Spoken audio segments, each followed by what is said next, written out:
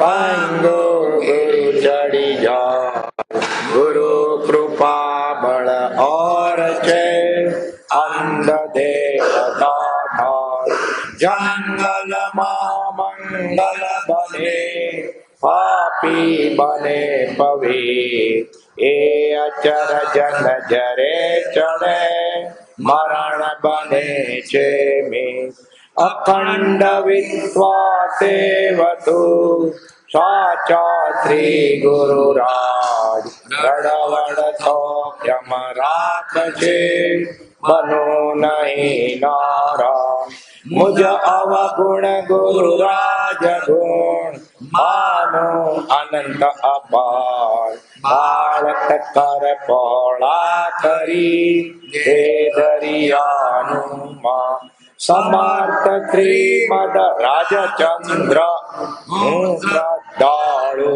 બાળ અચૂક આશ્રય આપીને પળ પળ લ્યો સંભાળ અચૂક આશ્રય આપીને પળ પળ લ્યો સંભાળ.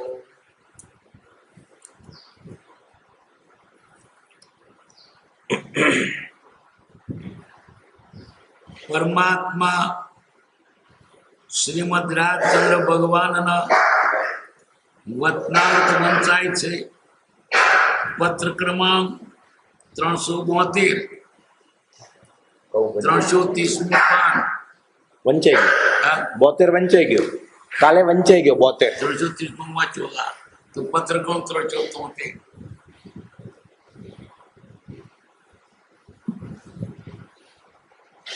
મુંબઈ વૈશાખ વદ 14 બુધ 1948 મોહમયથી જેની અમોહપણે સ્થિતિ છે એવા શ્રીના યથાયોગ્ય મનને લઈને આ બધું છે એવો જે અત્યાર સુધીનો થયેલો નિર્ણય લખ્યો તે સામાન્ય પ્રકારે તો યથાતથ્ય છે, તથાપિ મન તેને લઈને અને આ બધું અને તેનો નિર્ણય એવા જે 4 ભાગ એ વાક્યના થાય છે તે ઘણા કાળના બોધે જેમ છે તેમ સમજાય એમ જાણીએ છીએ. જેને તે સમજાય છે તેને મન વશ વર્તે છે એ વાત નિશ્ચયરૂપ છે. તથાપિ ન વર્તતું હોય તો પણ તે આત્મ સ્વરૂપને વિશે જ વર્તે છે. એ મન વશ થવાનો ઉત્તર ઉપર લખ્યો છે તે સર્વથી મુખ્ય એવો લખ્યો છે. જે વાક્ય લખવામાં આવ્યા છે તે ઘણા પ્રકારે વિચારવાને યોગ્ય છે. મહાત્માનો દેહ 2 કારણને લઈને વિદ્યમાનપણે વર્તે છે. પ્રારબ્ધ કર્મ ભોગવવાને અર્થે, જીવોના કલ્યાણને અર્થે. તથાપિ એ બંનેમાં તે ઉદાસપણે ઉદય આવેલી વર્તનાએ વર્તે છે એમ જાણીએ છીએ. ધ્યાન, જપ, તપ, ક્રિયા માત્ર એ સર્વ થકી અમે જણાવેલું કોઈ વાક્ય જો પરમ ફળનું કારણ ધારતાઓ તો, નિશ્ચયપણે ધારતાઓ તો, પાછળથી બુદ્ધિ લોક સંજ્ઞા શાસ્ત્ર સંજ્ઞા પર ન જતી હોય તો, જાય તો તે ભ્રાંતિ વડે ગઈ છે એમ ધારતાઓ તો, તે વાક્યને ઘણા પ્રકારની ધીરજ વડે વિચારવા ધારતાઓ તો લખવાની ઈચ્છા થાય છે. હજી આથી વિશેષપણે નિશ્ચયને વિશે ધારણા કરવાને લખવું અગત્ય જેવું લાગે છે. તથાપિ ચિત્ત અવકાશ રૂપે વર્તું નથી, એટલે જે લખ્યું છે તે પ્રબળપણે માનશો. સર્વ પ્રકારે ઉપાધિ યોગ તો નિવૃત્ત કરવા યોગ્ય છે.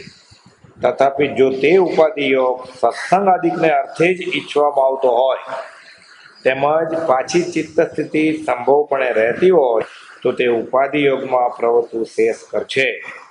અપ્રતિબદ્ધ પ્રણામ.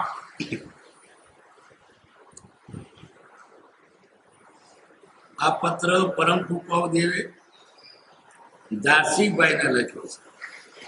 ધારસીભાઈ કૃપાદેવના સંપર્કમાં કૃપાદેવ નાના બાળપણમાં હતા ત્યારથી સંપર્કમાં આવ્યા છે. એમને તેમનો ઘણો અનુભવ છે, એમની સાથે ઘણા ઘણા પ્રસંગો પડ્યા છે, પણ કૃપાળદેવ પ્રત્યે જેવો ઉત્તમ ભાવ તેઓ ત્યાં સુધી થયો નહીં. એટલે અમય વાત હમણાં આવશે. મોહમયથી જેની અમોઘ પરિસ્થિતિ છે, કૃપાળદેવ કેવા છે? અમોઘ. અને લખે ક્યાંથી? મોહમય, મુંબઈથી. મુંબઈ મોહનું સંગ્રહ સ્થાન છે. શ્રીના યથાયોગ્ય તે કૃપાળદેવના. કૃપાળદેવ નામ લખેલું, પણ સંજ્ઞાચક નામ લખવા ના લખો એટલે બધા ઉડાડી. કૃપાળદેવ નામ લખવાનું શું? સંજ્ઞાચક નામ નહીં લખવાનું કારણ એટલું જ હશે કે જીવ પાછા પેલાને હોદવા જાય ને તો મૂળ આશે તૂટી જાય, એટલા માટે. પણ કૃપાળદેવનું નામ ઉડાવવાનો કોઈ હેતુ હોય શું? એવા શ્રીના યથાયોગ્ય એટલે કૃપાળદેવ શ્રી મદ્રાસચંદ્રના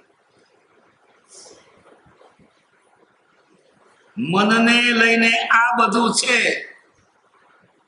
આ બધું એટલે આખો સંસાર જે દેખાય છે તે કર્મબંધન, છુટકારો બધું મન એવા મનુષ્યાણામ કારણમ બંધ મોક્ષ. આ જગત બધું મનથી જ ઊભું છે. નાશ પણ મનથી જ થાય છે. માનેલું છે મારું એ જ ખોટું છે. મનને લઈને આ બધું છે. ખરેખર આ જીવ બંધાયો જ નથી, મનથી બંધાયો છે. આ શરીર મારું, ચોંદરે અંદર શું કહે છે? પણ મારું માન્યું એટલે બંધાયું. આ મકાન મારું એટલે બંધાયું, મનથી બંધાયું. મકાને તેને બાંધ્યો નથી, ભગવાને બાંધ્યો નથી, પોતાના મનથી જ બંધાયો છે. મનને લઈને આ બધું છે. પછી એનો વિચાર કરે છે અક્ષરના કકડા કરી કરી. એવો જે અત્યાર સુધીનો થયેલો નિર્ણય લખ્યો તે સામાન્ય પ્રકાર તો યથાર્થ જ છે. તથાપિ મન શું ચીજ છે? મન આત્માનું છે. આત્મા, મન સ્થિર હોય તો આત્મા છે, અને જો વિકલ્પ હોય તો મન છે. જેમ કે હવા ને પવન, સ્થિર હોય તો હવા અને ચલિત થાય તો પવન. પોતાના સ્વરૂપમાં જતા મન સ્વરૂપ પણ જાય. સ્થિર થવું જોઈએ. ડગમગ રહ્યા છે, બીજે જાય છે, ચંચળ થાય છે, કંપાયમાન થાય છે. એવો જે અત્યાર સુધીનો થયેલો નિર્ણય લખ્યો તે સામાન્ય પ્રકૃતિ યથાર્થ જ છે. તથાપિ મન તેને લઈને, કોને લઈને? મનને લઈને ઉપજે મોહ વિકલ્પથી. આ સંસાર અંતર્મુખ અવલોકતો વિલે થતો નહીં, વાત છે જ નહીં. તેને લઈને અને આ બધું આખો સંસાર મન વળે છે. એવા જે ચાર ભાગ એ વાક્યના થાય છે તે ઘણા કાળના બોધે જેમ છે તેમ સમજાય એમ ઘણા કાળનો બોધ થાય ત્યારે આ રહસ્ય સમજાય. મન વળે આ બધું છે. જેને તે સમજાય છે તેને મન વર્તે છે, એને મન વશ થઈ જાય. શું કામ ભટકે? તારું તારામાં તો મારે કઈ છે જ નહીં. વર્તે છે વાત નિશ્ચય રૂપ છે. તથાપિ ન વર્તતું હોય તો પણ તે આત્મા વિશે જ વર્તે છે.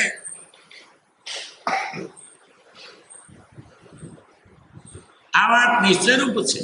તથાપિ ન વર્તતું હોય તો પણ તે આત્મ સ્વરૂપને વિશે જ વર્તે છે તે મન વશ થવાનો ઉત્તર ઉપર લખ્યો છે. તે સર્વથી મુખ્ય એવો લખ્યો છે. જે વાક્ય લખવામાં આવ્યો છે તે ઘણા પ્રકારે વિચારવાના યોગ્ય છે. બીજો વાક્ય લખ્યો, મહાત્માનો દેહ બે કારણ લઈને વિદ્યમાન વર્તે છે. મહાત્મા જીવે છે, દેહમાં છે. શા માટે? એમનું પૂરો પ્રાપ્ત ભોગવવા માટે. સાથે સાથે બીજા જોનું હિત થાય. જ્ઞાની તો પોતાનું પ્રાપ્ત ભોગવે છે, એની સાથે સાથે બીજા જીવનું પણ ભલું થાય. કર્મ ઉદય ચિન્હરાધનો ભવિષ્યને સહાયક થાય. પણ મહારાજ બહુ જીવજો. શા માટે? આપણને ફાયદો, કંઈક બોધ આપે, સારા માર્ગે વાળે. એ તેમનું કરી રહ્યા છે, પણ એ કરી રહ્યા છે એમાં આપણો પણ ફાયદો છે. પ્રાપ્ત કર્મ ભોગવાને અર્થે જીવોના કલ્યાણને અર્થે. તથાપિ તે બંનેમાં તે ઉદાસપણે ઉદય આવેલી વર્તમાન, એટલે એ પણ લોકોનું ભલું થવું હોય થાય. એમને તો મિત્ર ઉદય પ્રયોગ. ભગવાન તીર્થંકર પણ તે ભાવમાં ઉદય પ્રયોગ જ વર્તે છે, પણ એમના હાથે જગતનું કલ્યાણ થવાનું એ પ્રમાણે તેનો ઉદય હોય છે. બાકી એ તો એમને કોઈ ઈચ્છા નથી કે જગતનું ભલું કરું કે ન કરું, થવું હોય તો થાય. ઈચ્છા કરેલી આગલા ભાવમાં સવિજીવ કરું શાસન રસી, કે બધા જેવો સાતા ધર્મને પામે, સુખી થાય. પણ જ્યારે ભગવાન છેલ્લી ઊંચી દશામાં આવ્યા ત્યારે તેમને ભાવે નથી. પછી થવું એ પણ એ મોધેલું એ પ્રમાણે એવી જાતનો ઉદાવ્યો કે બીજા જેનું ભલું થાય. એટલે એમની પાસે એવા અતિશયો હોય, એવી વાણી હોય, એવા જોગો હોય, પ્રભાવ પડે. પર પાડવો નથી, પણ પૂરો ભાવમાં જે ભાવના કરેલી આ ભાવમાં ઉદય આવે છે.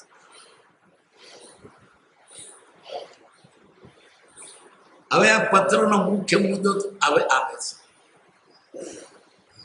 ધ્યાન, જપ, તપ, ક્રિયા માત્ર સર્વ થકી અમે જણાવેલું કોઈ વાક્ય જો પરમ ફળનું કારણ ધારતા હો તો. કૃપાદેવ લખે છે દારસીભાઈને, અમારું વચન આ બધા કરતા ઉત્તમ માનો. ધ્યાન કરતા અમારું વચન ના ધ્યાન કરું ના જ્ઞાનનું વચન સાંભળે. જપ કરું, જપ પડી મૂકી એનું વચન. તપ કરું, તપ પડી મૂકી સત્સંગ જ્ઞાન વચન. ક્રિયા માત્ર કોઈ પણ ક્રિયા જ્ઞાનીના વચનથી શ્રેષ્ઠ નથી. એ બધી ક્રિયાઓ પડી મૂકીને જ્ઞાનીના વચનમાં પ્રેમ કરે, એનું આરાધન કરે, એ સાંભળે. કોઈ પણ વાક્ય જો પરમ ફળનું કારણ ધારતા હો તો જ્ઞાનીના વચનો ધ્યાન, જાપ, તપ, ઉપવાસ વગેરે કરતા શ્રેષ્ઠ છે. ઉપવાસથી જે ફળ મળે એના કરતા જ્ઞાનના વચનથી વિશેષ સારું ફળ મળે. પણ આ જીવને તે સમજાતું નથી. બહારનું દેખાય તે કરવા માંડી પડે છે. હું તો અઠ્ઠઈ કરીશ, ઉપવાસ કરીશ, પણ રોયડી પર બેસી રહીશ, અને લોકો મારા પગ ચંપી કરશે અને ચંદન ચોપડશે. તેના કરતા રોટલો ખાઈને મંદિર જવું તું, તે ભક્તિ થાય, સત્સંગ થાય, બસ ઉપવાસ કે ઓળે બેસી રહ્યા તો શું બાદરી ખૂટી હતી? ઉપવાસ તો હેતુ શું છે? ઉપવાસ એ બીજી દખલ મટી ગઈ ખાવા પીવાની, એટલે વધારે આપણે ધર્મ જ્ઞાન થાય, વધારે સત્સંગ થાય. ઉપવાસનો અર્થ લોંગણ નથી, ઉપવાસ છે. ઉપ એટલે પાસે બેસવાનું, જ્ઞાનીની પાસે. પણ લોકોનું બહારનું દેખાય તે ગણે છે. મેં મોબાઈલ કરીશ, મોબાઈલ શું લોકોમાં ગણાવા. એક ડોહો માણેકપોરનો સુરત જિલ્લામાં દેવલાલી આવેલો તે મોબાઈલ બધી કરે પણ બીડી પી. પાછું કોઈ ના જાણી જાય તો શું કરે? જાદરુમાં જઈને પીવે. આટલો બધો દોડ કરવો છે ને મોબાઈલ તું પૂરી કરે છે તો બીડી તો છોડતી, તો એનો મોબાઈલ ના કરીશ ને બીડી છોડી, એટલે પેલું ગણાય ને મોબાઈલ. એવો એક ડોહો સૈદપુરનો, તે મોબાઈલ બધું કર પણ બીડી છૂટી કે બીડી પર પીવા જોઈએ. ઘણો ભોળો જીવ હતો, કાળો શય જેવો હતો, રંગે હતો. પણ મોબાઈલ પેલું ગાળવા માટે જ કરે છે, બીડી તો ચાલુ જ રાખે. કેટલાક ઉપવાસ કરે તો ચાલી છૂટ નાખે.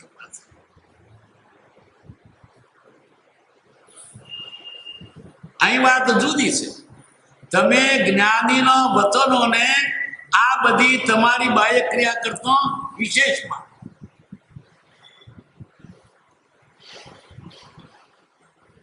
ઉપવાસ નહીં કરો તો ચાલશે, એટલે ના કરવાનું કહ્યું છે એવું ના પકડી પડતા. પણ સત્સંગને છોડીને નહીં, સત્સંગને મૂકીને ઉપવાસ ના કરજો, ઉપવાસ મૂકીને સત્સંગ કરજો, પણ સત્સંગ મૂકીને ઉપવાસ ના કરવા જેવો સત્સંગ છે એટલા માટે ઉપવાસ છે. સત્સંગ ઉપવાસ શા માટે છે? સત્સંગ કરવા માટે. જપ તપ ક્રિયા માત્ર એ સર થકી અમે જણાવેલું, ચોખ્ખી વાત કરી. અમે એટલે કૃપાદેવનું એમ વ્યર્થ નથી થતા. કોઈ વાક્ય જો પરમ ફળનું કારણ ધારતા હો તો જપ તપ કરતા જ્ઞાનીના વચનો વિશેષ ફળદાયી છે.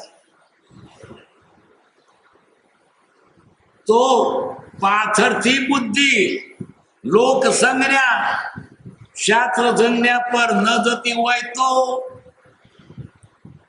અજ્ઞાની હોય. માથે પાઘડી મૂકી છે, પગમાં જોડા છે, સાધુ ના કહેવાય, એટલે ના નમાય. એટલે લોક સંજ્ઞા તરફ પાછું જતું નથી. પાછળથી બુદ્ધિ લોક સંજ્ઞા શાસ્ત્ર સંજ્ઞા. શાસ્ત્રમાં કયું છે? ગ્રંથને જ્ઞાન ના હોય, ચોથાથી આગળ ના હોય, લીટો પાડી દીધો, લાલ લીટો. શાસ્ત્ર પડે મૂકો. જ્ઞાની શું કે છે? વર્તમાન જ્ઞાન.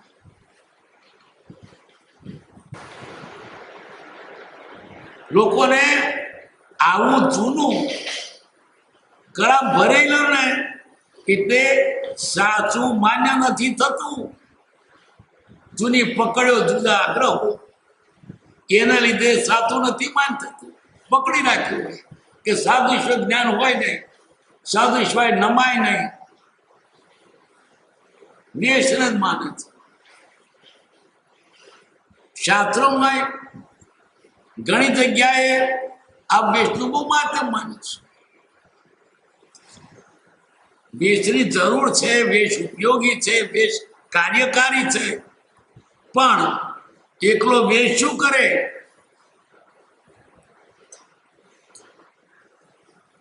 પાછળથી બુદ્ધિ લોક સંજ્ઞા શાસ્ત્ર સંજ્ઞા પર ન જતી હોય તો જાય તો તે ભ્રાંતિ વળી છે એમ ધારતા કદાચ જાય એ બધા સાધુ થઈને મોક્ષ તો ભ્રાંતિ થઈ તો લખવાની ઈચ્છા થાય છે. હજી આથી વિશેષપણે નિશ્ચયના વિશે ધારણા કરવાને લખવું અજ્ઞત જેવું લાગે છે. તથાપિ ચિત્ત અવકાશ રૂપે વર્તતું નથી એટલે જે લખ્યું છે તે પ્રબળ માન. આટલું થોડું લખ્યું ઘણું માન. શું કહ્યું કે પ્રત્યક્ષ જ્ઞાની હોય ત્યાં શાસ્ત્ર બાજુ મૂકી દે એ કે કરો. પ્રત્યક્ષ જ્ઞાની કે સાધુનું વેશ ઉતારી તો ઉતારી દેવા, પણ શાસ્ત્રો વાત કરે છે ને પ્રત્યક્ષ મળે ત્યારે તમે એ કઈ જ માનો. ઉપાસના કરશો નહીં કરવા. જો કે જ્ઞાની એવું કે નહીં, પણ કદાચ કે કોઈ વ્યક્તિને એ રીતનો ફાયદો હોય તો કે સાધુ આવું કે છે, સાધુ પણ ના લેશો એમ કે છે.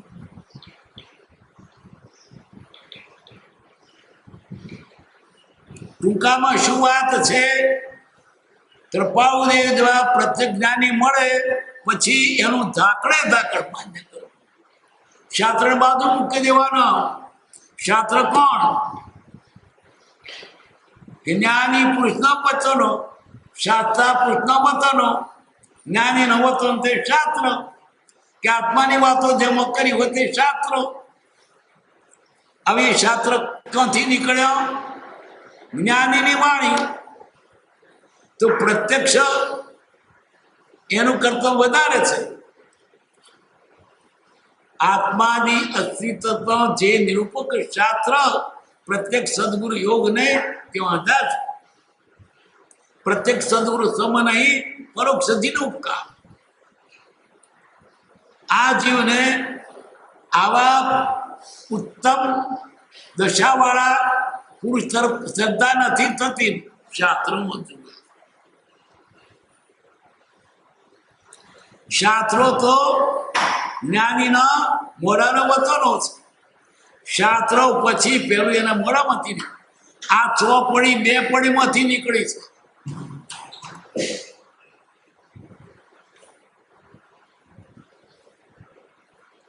આ ડાચો તે સાચો અને આ પોથો તે થોથો.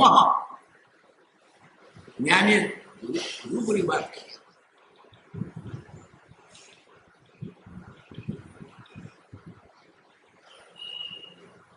સર્વ પ્રકારે ઉપાધિયોગ તો નિવૃત્ત કરવા છે. તથાપિ જો તે ઉપાધિયોગ સત્સંગાદિને અર્થે જ કરવા ઈચ્છવામાં આવતો હોય તેમજ પાછી ચિત્તસ્થિતિ સંભવ પણ રહેતી હોય તો તે ઉપાધિયોગમાં વર્તું શ્રેષ્ઠ કરશે. ઉપાધિયોગમાં પણ આત્મા સ્થિર રહેતો હોય, પૂર્વક્રમ નિદ્રી થતો હોય અને વિચળ ભાવ ન થતો હોય તો ઉપાધિઓ પણ એને સહાયક. અપ્રતિબદ્ધ પ્રણામ. કૃપાળુદેવ ક્યાં પ્રતિબદ્ધતા પામ્યા નથી, છૂટા છે, મુક્ત છે. એનું વર્ણન બહુ લાંબુ છે.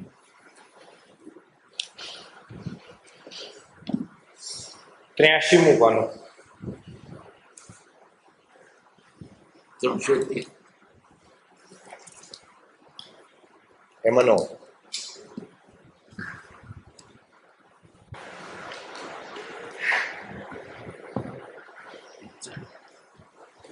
સોમું ધારસીભાઈ ઉપર આ પત્ર છે.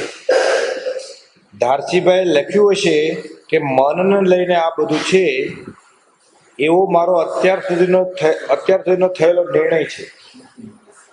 ઘણા પુસ્તકો વાંચતા મન જ બંધમોક્ષનું કારણ છે એમ એમને લાગ્યું. પણ કૃપાળુદેવે લખ્યું કે એ વાક્યના 4 ભાગ થાય છે. મન, તેને લઈને આ બધું અને તેનો નિર્ણય. એ તો ઘણા કાળના બોધે જેમ છે તેમ સમજાય છે, અને સમજાય છે ત્યારે મન વશ વર્તે છે. જ્ઞાનીના બોધે વિચારણા જાગે, તેથી આત્માનો નિર્ણય થાય. પોતાના સ્વરૂપનો સદગુરુ યોગે ખરો નિર્ણય કરવાનો છે. આત્માનો નિર્ણય થયા વિના મન વશ થાય નહીં. ઘણો બોધ થાય, સત્પુરુષનો સત્સંગ થાય ત્યારે મન એને સમજાય છે, અને તે પણ ઘણા કાળના બોધે સમજાય. પ્રભુશ્રીના વખતમાં આ પત્ર વંચાયો હતો. પછી કહ્યું કે મન શું? ભાવ મન અને દ્રવ્ય મન એમ 2 પ્રકારે મન છે. તેને લઈને એ દરેકના 2 ભેદ પડે છે. આ બધું દેખાય છે તે ભાવરૂપ પણ છે. પહેલા સંકલ્પ વિકલ્પ ઉઠે, ત્યાર પછી આ બધું થાય છે. મન, તેને લઈને આ બધું અને તેનો નિર્ણય, એ બધું ઘણા કાળના બોધે સમજાયું છે. મનનું સ્વરૂપ સત્પુરુષ પાસેથી સમજવાનું છે. મન 2 પ્રકારે છે. એક દ્રવ્ય મન, બીજું ભાવ મન. દ્રવ્ય મન એ પૂતગલની રચના છે. શરીરમાં એવું આકારનું દ્રવ્ય મન છે, 8 પોંકડીનું એમ કે છે. એટલે તો દ્રવ્ય મન છે, એ જળ છે. જેમ ઇન્દ્રિયોની રચના છે તેમ દ્રવ્ય મનની પણ છે. એ અંતઃકરણ એટલે અંદરની ઇન્દ્રિય છે. અંતઃકરણ કહીએ છે ને, 5 કરણ બહાર છે અને 6ઠું અંતઃકરણ અંદર છે. કરણ એટલે ઇન્દ્રિયો. આ મન એ પણ અંદરની એક ઇન્દ્રિય છે, અંતઃકરણ. એનાથી સંકલ્પ વિકલ્પ કરવાનું, વિચારવાનું થાય છે. એમાં જે ઉપયોગ છે તે ભાવમન છે. ખરી રીતે તો ભાવમન એ આત્મા જ છે. આત્મા દ્રવ્ય મનમાં જોડાય ત્યારે સંકલ્પ વિકલ્પ અને વિચારો થાય છે. ભાવમન દ્રવ્ય મનમાં પ્રવર્તે ત્યારે સંકલ્પ વિકલ્પનું કામ કરે છે. મનને લઈને સંસાર અને મનને લઈને મોક્ષ છે. મન જો સંસાર ભણી વળ્યું તો બધું સત્યાનાશ. બધું સત્ય. અત્યારે વિભાવવાળું મન છે, અને મન જો સવળું પરિણમે તો સમ્યક દર્શન કરે, બધું કરે. સ્વભાવમાં હોય ત્યારે સંકલ્પ વિકલ્પ ન હોય. મન જ કરે છે. કલ્પનાથી બધું ઊભું કરે છે કશું નહીં. બંધાયો પણ નથી, પણ કલ્પનાથી બંધાયો છે, કલ્પનાથી છૂટે છે. એક ઊંટાનો ગોવાળ 100 ઊંટ લઈને જતો હતો. રાત પડી, એક નાની ટેકરી ઉપર એણે રહેવાનું કર્યું. ત્યાં પેલા ઊંટને મોઢ્યા ખીલી મારી અને દોરડું વધી ગાડી ચડાવી દીધું. એટલે ઊંટના મનમાં મને બોધ્યું છે, બેસી ગયું. 99 ઊંટ બોધ્યો ગાડીઓ હતો. તે એક ગાડીઓ ખૂટ્યું. ત્યાં દોરડું ક્યાંથી લાવવું? તે પાસે સંતનું ઝૂંપડું હતું. મારા કપડું દોરડું હોય તો આપો ને, શું કરવું છે? મારે ઊંટમાં હતું, મારે પાસે દોરડું નથી, પણ તને બાંધવાની ક્રિયા બતાવો. ઊંટી પાસે જઈને આમ કરજો, ખીલી ઠોકી હોય આમ, અને પછી આમ કરજે, તને એને ગરોડી ગાલી દીધી. તે પેલા ઊંટની આગળ જઈને આમ કર્યું અને આમ કર્યું. ઊંટના મનમાં મને બાંધ્યું છે. સવાર થયું એટલે 99 ઊંટના ગાડીઓ છોડી દીધો. પેલા તો બોધીને છોડવાનું ક્યાંથી હોય, ઉઠતું જ નથી. પેલો નમણ તો ગાડીઓ થોડું એટલે છૂટ્યો, પેલું બેઠેલું ઊભું થતું નથી. એના મનમાં શું, મને બોધ્યું છે, આમ કરીને પેલું કરેલું. એને ડફણો મારે તો ઉઠે જ નહીં કે બોધ્યું છે ને શું. મહારાજની પાસે જઈને કે છે, મહારાજ પેલું ઊંટ તમે શી કળા કરી તે ઉઠતું નહીં, બોધ્યું તો ખરું. તો એમ કર્યા એની પાસે જઈ અને ગાડીઓ ઉકેલતો એમ કરજે અને આમ ખીલી ઉપાડતા એમ કરીને પેલું ઊંટ ઉઠ્યું. એના મનો છે મને છોડ્યું. બંધાયેલું હતું નહીં, એ મનથી બંધાયેલું હતું. એમ કેટલીક વસ્તુ આ જીવ મનથી બંધાયેલા હોય છે. મન એવ મનુષ્યાણામ કારણમ બનમ.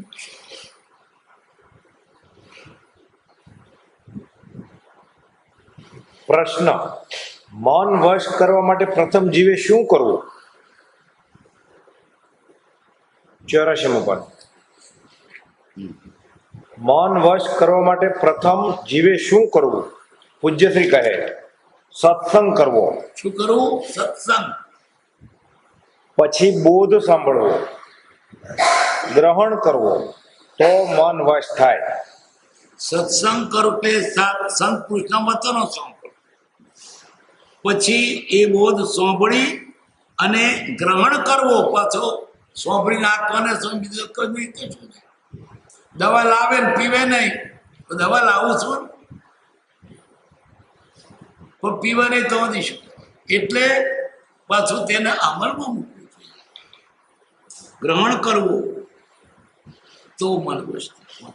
મન એ ઘણા કાળના બોધે સમજાય છે. મન જો સમજાય તો સમ્યક દર્શન થાય. મને સમજાય તો સમ્યક દર્શન થાય. પણ એ સમજાવવું મુશ્કેલ છે. આ બધા સંકલ્પ વિકલ્પ મનને લઈને થાય છે એમ લાગતું નથી.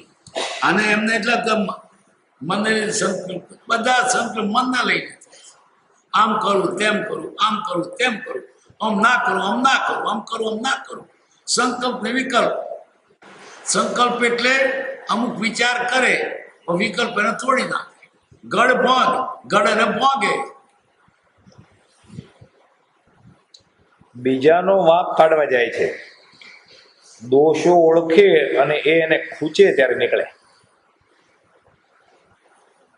દોષો ઓળખે અને એને ખૂંચે ત્યારે નીકળે. આ જીવ પોતાની કલ્પનાથી સંસાર ઉભો કર્યો છે જ નહીં, છતાં કેવો ઉભો કર્યો છે. અમારું ઘર, અમારા પૈસા, અમારું મકાન, અમારી જ્ઞાતિ. પેલા શેખ ચલ્લીને એક ઘીવાળા શેઠે ગાળવો માથે ચડાવ્યો કે તું સ્ટેશન સુધી લઈ આવ, તને 4 આના આપીશું. શેખ ચલ્લીએ તો ગાળવો માથે લીધો. શેખ ચલ્લી વિચાર ચડ્યો, આના મને 4 આના મળશે મથુરીના. 4 આનાની મરઘી લાવીશ, મરઘીનો બચ્ચો થશે, વેચીશ, અને પછી મારા બહુ પૈસાની બકરી લાવીશ, બકરીનું દૂધ વેચીશ, એનો લવારિયો વેચીશ, અને પછી મારે પૈસા થશે ગાય લાવીશ, ગાયના વાથરા વેચીશ, વાથરી વેચીશ, દૂધ વેચીશ, અને એનું છાણ વેચીશ. એટલે મારે બહુ પૈસા આવશે, પછી હું દુકાન કરીશ.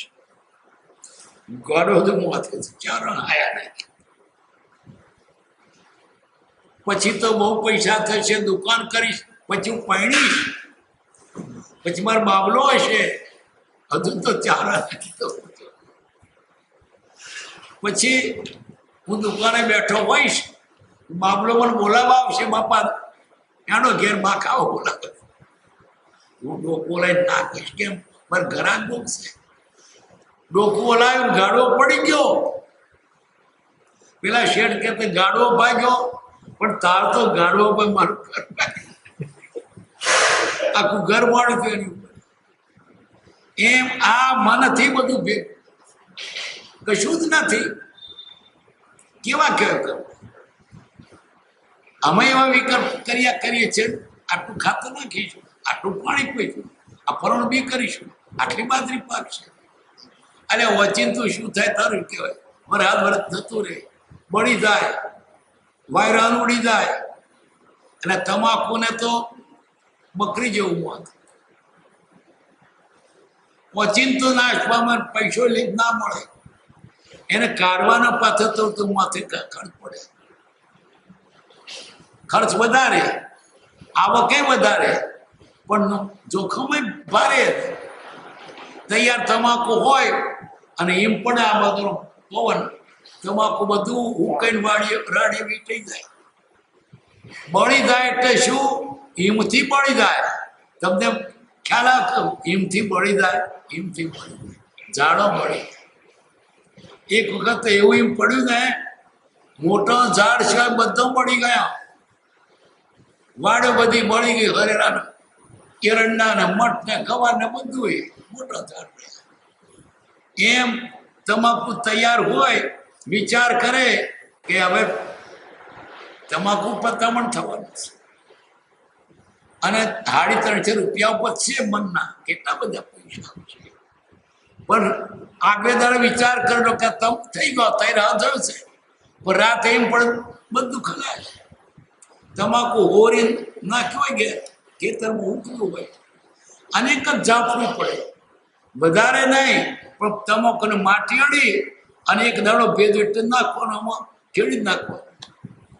છેલ્લે દાડે જતું રહે અને મન શું કર્યું હોય, પૈસા આવશે પછી મકાન કર્યું. બે મોર ને કલાલ લેખો,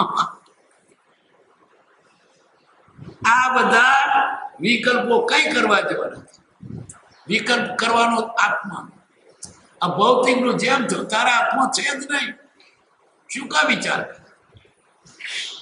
પણ તું વિચાર કર્યા વગર રહેવાનો નહીં, કર્યા વગર રહેવાનો નહીં. કેમ? તારે કરવું ના કરવું એનું ભાન જ નથી. તને ઉદયને તો કે તારે કરવું જ પડશે, પણ એમાં જે મન ગાલે છે તે તારે પાપ બન થાય છે. જો પૂદગલ સ્પર્શના નિશ્ચય સ્પર્શે સોય, મમતા સમતા ભાવ છે કર્મ છે. બોધે તો મળવાનું જ, પણ મળ્યું તે વખતે જો મમતા રાખે તો મરી ગયા, ક્ષમતા રાખે છૂટી ગયા, એ થવાનું થઈ ગયું. મન એવા મનુષ્યાણામ કારણ મન એ મોક્ષ. મનથી બને, મનથી છૂટે છે. કોઈની જોડે વેર રાખે ખાલી મનથી, પછી જ મન વિચારે કે શું કા વેર કે જો છૂટી જાય. કયું હાલવું દેવાનું કશું નહીં, મનથી બંધ થાય છે. મનથી પરણે, મનથી રોડે. ખરેખર મન વશ થયું એને બધું. મન આ બધા સંસાર મન ઉભું કરે છે.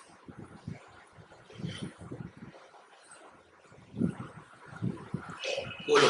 પ્રશ્ન: બોધ તો રોજ અહીં સાંભળીએ છીએ, તો મન વશ કેમ નથી થતું?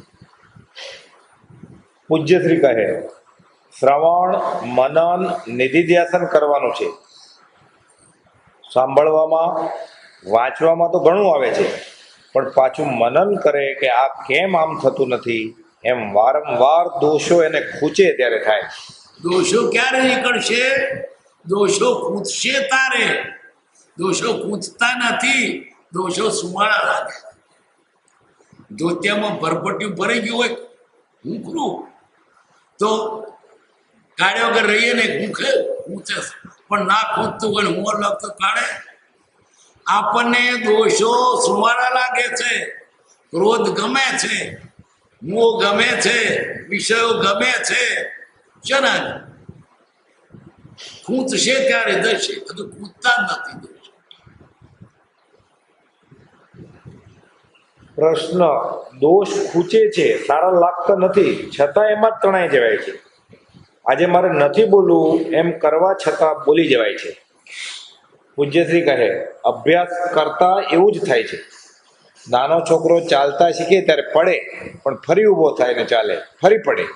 એમ વારંવાર ચાલવાનો અભ્યાસ કરતા કરતા ચાલતા શીખે છે.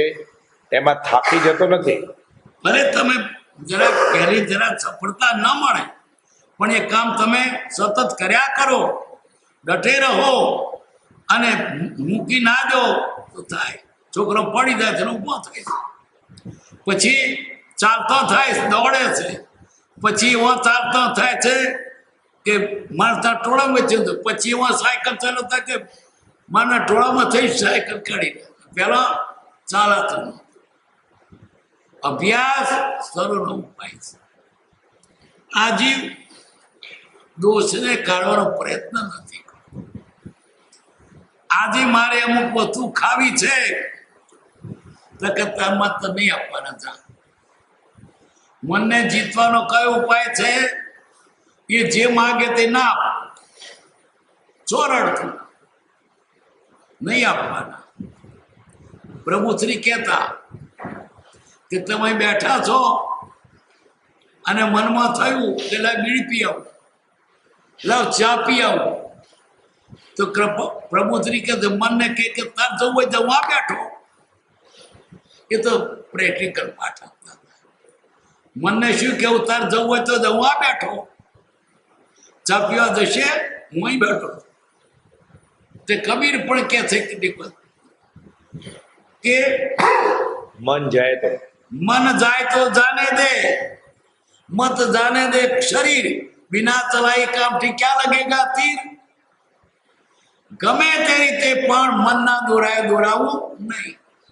આ એક ઉપાય છે. કૃપા દેવે મોક્ષમાં આ ઉપાય બતાવે છે. પ્રભુ શ્રી આ ઉપાય તાર જવું હોય તો હું બેઠો.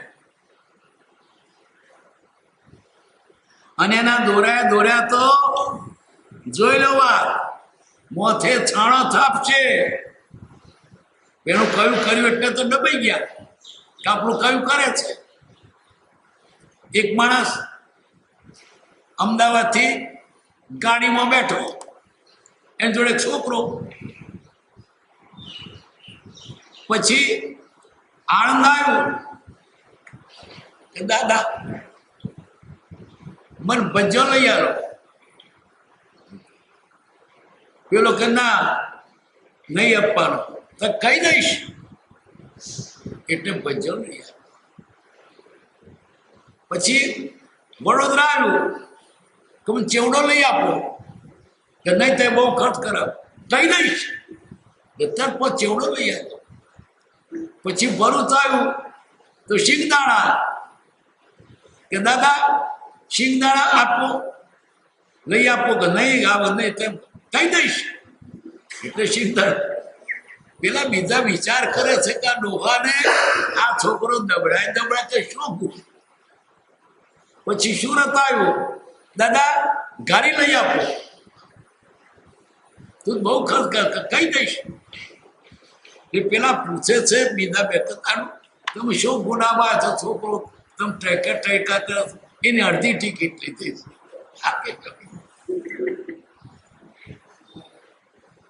જો દબાઈ ગયા તો દબાયા કરશે, નથી લે પણ ક્યાં જવાનું. તમે જો જરાક ગુનેગાર થયા અને કોઈ તમારો ગુનો જોઈ ગયો ને, રોજ ટડકાવે. અને આને એના મનમાં એમ થાય કે મને આ કહી દેશે, મનનું દોરવું નહીં. તાર જો જવું હોય તો, પણ હું તને ચા નહીં પાવું. આજે ઉપાસન કર, નથી ખાવું, બસ ખાવાનું મન થાય તો નથી ખાવું. એને એનાથી વિરુદ્ધ ચાલુ, નહીં તો એના દોર્યા ને તો માથે છાણો થાપશે. એક રાજા તો અત્યારે તો જાદરો છે, નહીં તો રાજા દિશાએ જાય એવો લખાણે આવે છે. રાજા દિશાએ ત્યાં બેઠેલો, ત્યાં સામે બોડીનું મોર પડેલું, કોઈ દેખતો નહીં કે મોર ખાઈ ગયો. પણ મનમાં ને વેમ રહ્યો કે મેં આપતા બોર ખાધું છે, તે કોક જોઈ ગયો છે, મને ખોટું દેખાય મારું. એટલે મનમાં વેમ રહી ગયો. પછી એક દાડો 12 અંગના ગાનારી આવી. ગાય, એમાં એક ભજન एक गाय बोले, वो दिन की बात मैं कह दूंगी અમે હપ્તો મૂર્ખો આંખમાંથી મરી ગયા છે. એટલે એને ₹5 આપ્યા ચાય હતી. તે પેલું 5 વધારે થગી રાધાને ગમતું હશે એટલે वो दिन की बात मैं कह दूंगी 10ની નોટ આપી. ગઈથી ટળે પલા પેલી નામ કે રાધર મતા પડે.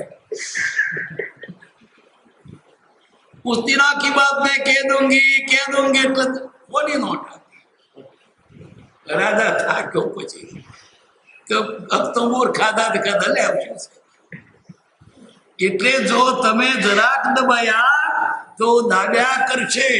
એમાં ખાસ તો આપણી કુટેવો એનાથી દબાવવું, એને થતી કરી નથી પીવાના. ચા મૂક્યો બીડી મૂકી પછી એ તમને પાછા ઊંધું સમજાવે. અનાદિના પડેનો ભૂતરો નીકળ ના ગમે. ચા નહીં પીવું ને તો માથું દુખશે. બીડી ન પીવું ને તો જાડે નહીં જવાય. તો જે નથી પીતા એ મજબૂત રહેતો હોય છે. અહીં શું વાત છે? આ દોષોને વ્યસનોને દોરાવું ને મન નથી પી જતા. રોજ પીધો પછી વાપરે હો કે પણ નથી પી. કોણ મરી? ચા પીતો હતો અને ચા મૂકી દીધો એવા કેટલા મરી ગયા બતાવો. એક પણ દાખલો એવો નથી કે ચા પીતો હતો અને મૂકી દીધો મરી ગયો. ત્યાં કોઈ ભણ્યો હતો અને પછી બૈરી મરી ગઈ તો કોણ મરી ગયું? આપણે તો એની પાછળ લડતાઈએ છીએ ખોટા. એને કબજે રાખ. કેટલા મરી ગયા રોડેલા. બૈરી વડે જીવતો હતો ત્યારે મરી ગઈ તો કેમ જીવે છે? એના વગર જીવાય એવું હતું પણ માની તો એના વગર નહીં જીવાય. મનને કબજે રાખ. જેણે મન જીત્યું એને સર્વ જીત્યું. મન જીત્યું એટલે પરમાત્મા. આ મનદાગ સંસાર ઉભો કર્યો છે. શેખચલીએ 4 આનામાં આખો સંસાર ઉભો કર્યો. બોલો. પ્રશ્ન: કોઈ વખત એમ થઈ જાય કે વારંવાર શું વાંચવું એમ ઉદ્વેગ થઈ આવે છે. પૂજ્યશ્રી કહે વારંવાર શું વાંચવું એમ થાય છે તો મનને પૂછવું કે વારંવાર નથી વાંચવું ત્યારે શું કરવું છે? આખો દિવસ ખાખા કરવું છે કે સૂઈ રહેવું છે? શરીરને જે દુઃખ થાય છે તે દુઃખ નથી, એથી આત્મા સુખી થાય છે. આત્મા જો સુખી થતો હોય તો દેહ ભલે પડ્યો રહે, છેવટે દેહ તો પડી જ રહેવાનો છે. અનંત સૌખ્ય નામ દુઃખ, ત્યાં રહીને મિત્રતા.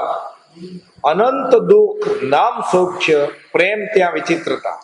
આ જીવને જ્યાં સુખ છે ત્યાં દુઃખ લાગે છે, દુઃખ છે ત્યાં સુખ લાગે તે ભ્રમણા છે. અનંત સુખ સંયમનું એ નથી ગમતું, અને અનંત દુઃખ વિષયોનું તે ગમે છે. એક દરેક વિષયો ભોગવીને પાસ દુઃખનો પાર ટકાની ઓનલી 13 માગે. રસોડું કરી દો એટલે કેટલી ખબર પડે કેટલી ચીજો જોઈએ. અને જેને નથી જોઈતું એને કશું નહીં ચાલે છે. બાવ ઉઠ્યો બગલમાં હાથ ધોઈ જીલ્યો અને મારે આ વગર ને આ વગર ને ચાલતે બધે. અને જેને મજબૂત છે ને એને ઓછી ચીજો જીવે છે, અને નબળાને વધારે ચીજો જોઈએ. ગાડીમાંથી ઘણા ઉતરે ને તેમ બૈરાની પામો પોટલો અને પેલા ભૈયાની પાસે થયેલી એક જે ઉંચકી શકે છે.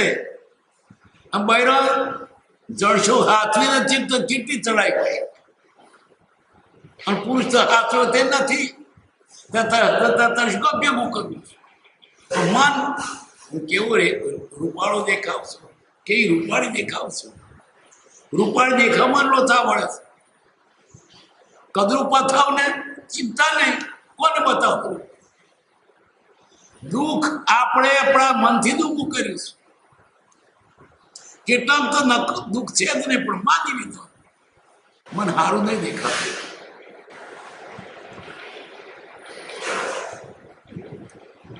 બોલો. આત્માના અનંત સુખને માટે દેહને જે દુઃખ અપાય છે તે તો નામનું દુઃખ છે, દુઃખ નથી. નથી ધર્યો દેહ વિષય વધારવા, નથી ધર્યો દેહ પરિગ્રહ ધારવા. આ મનુષ્ય મોક્ષ માટે નથી, અને તેમાં બધું ભેગું કરવા માટે નથી. પાંચ ઇન્દ્રિયના વિષયમાં મનને ન જવા દેવું, જાય તો તાણી લાવવું. જાય તો પાણી લાવ. પરિગ્રહના વિચાર આવે તો કાઢી નાખવા. મારે પરિગ્રહને શું કરવો છે? પરિગ્રહ એ તો પાપ છે. પાંચ ઇન્દ્રિયના વિષયો પાપ કરાવનારા છે, મારે તો પાપથી છૂટવું છે. મનને પૂછું કે તારે શું જોઈએ છે, ત્યારે મન એમ કહે કે મોક્ષ, તો કહેવું કે સંકલ્પ વિકલ્પ રાગ દ્વેષને મુક્ત. બસ તારે મોક્ષ જોઈએ છે તો બધું મોક્ષ જોઈએ છે, મોક્ષ. અને હવળી દિશામાં દોડે છે, આવતો હશે મોક્ષ. એમ પોતે પોતાને સમજાવવાનું છે, તો એ તો એની મેળે મૂકી દેશે. જેને છૂટવું છે, જેને મોક્ષે જવાની ઈચ્છા છે, તેનું મન બીજે જાય નહીં. એનું મન બીજે જાય. એને એમ જ લાગે જેને જે વસ્તુ જોઈતી હોય એમાં તેનું મન જાય, એ જ શોધે. મોક્ષ જોઈતો હોય મોક્ષના સાધનો આરાધે, અને સંસાર જોઈતો હોય સંસારના સાધનો આરાધે. બોલો. યથાર્થ જ્ઞાન થયા પછી વૃત્તિ આત્મા તરફ જ વયા કરે છે. મન કેમ વશ થાય એ ઘણા કાળના બોધથી સમજાય છે, અને વશ થાય છે. વિચાર કરશે તો સમજાશે. જ્ઞાની પુરુષનો દેહ બે કારણને લઈને વર્તે છે. પહેલું પ્રારબ્ધ ભોગવવાને અર્થે, બીજું જ્ઞાની પુરુષો જીવે છે એના કર્મોદયને કારણે, પણ એમાંથી આપણને લાભ થાય છે. આપણને શું લાભ થાય છે? એનો દર્શનથી લાભ થાય, એના વચનથી લાભ થાય. જ્ઞાનીનું જીવવું પણ જગતના હિતને અર્થે છે. એ શ્વાસ લે છે તે આપણા હિતને માટે છે. એની પ્રત્યેક ચેષ્ટા આપણા હિતને માટે. બીજું જીવોના કલ્યાણને અર્થે. જ્ઞાની પ્રારબ્ધને લઈને પણ ઉદાસપણે વર્તે છે. જ્ઞાની પુરુષની મન વચન કાયાની ચેષ્ટા આશ્ચર્યકારી હોય છે. એ જો જીવને સમજાય તો નિર્જરા થાય. ધ્યાન, જપ, તપ, ક્રિયા એ સર્વ કરતા જ્ઞાનીના વચનોનો વિચાર કરવો એ વધારે હિતકારી છે એમ લાગે તેવું કરવું છે. લોક સંજ્ઞા, શાસ્ત્ર સંજ્ઞામાં વૃત્તિ ન જાય. જ્ઞાનીએ કહ્યું તે જ મારે માનવું છે એવો નિશ્ચય કરવો. જ્ઞાનીના એક એક વચનને બહુ વિચારવાથી મોક્ષ થાય એવું છે. ઉપશમ, વિવેક, સંવર એ જ્ઞાનીના વચન વિચારતા ચિલાતી પુત્રનો મોક્ષ થયો. અહીંયા આગળ મુખ્ય તો એમને ચેતાવ્યા છે કે તમને પ્રત્યક્ષ જ્ઞાની પુરુષ કરતા શાસ્ત્રનો વચન વધારે લાગે છે, માટે શાસ્ત્ર બાજુ મૂકી દો. એ વાત કહેવી.